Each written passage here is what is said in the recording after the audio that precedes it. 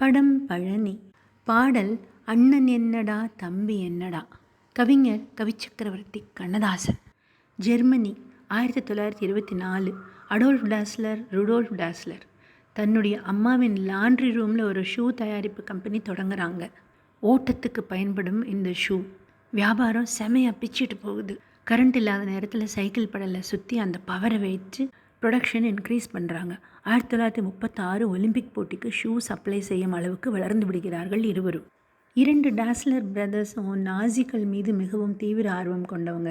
அடால்ஃபை விட ருடால்ஃப்க்கு தான் அதிக ஆர்வம். செகண்ட் வேர்ல்டு வாரில் அவங்களுடைய நகரம் தாக்கப்படுது.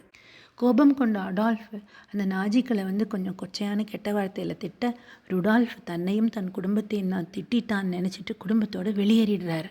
என்ன ஆகுது, ருடால்ஃப் தனி கம்பெனி தொடங்குறாரு. பேர் பியூமா. Adolf Adidas.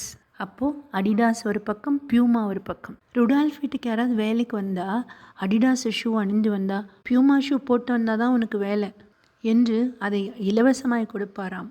நகரத்தை பிரிக்கும் ஒரு நதி இரு மக்களையும் பிரிக்கிறது. அடிடாஸ்க்கு 3 கோடுகள் சிம்பல், பியூமாவுக்கு புலிபாயும் சிம்பல். கண்ணின் மணிகளாக இருந்த 2 சகோதரர்களும் இப்பொழுது பாம்பும் கீரியுமாய் பிரிந்து விட்டார்கள். கண்ணதாசனுக்கும் கிட்டத்தட்ட இதே சூழ்நிலைதான். அந்த சமயத்தில் பிறந்த பாடல்தான் அண்ணன் என்னடா தம்பி என்னடா அவசரமான உலகத்திலே. தாயும் பிள்ளையுமான போதிலும் வாயும் வயிறும் வேறடா. மனித ஜாதியில் துயரம் யாவுமே மனதினால் வந்த நோயடா. நிதர்சனமான உண்மை.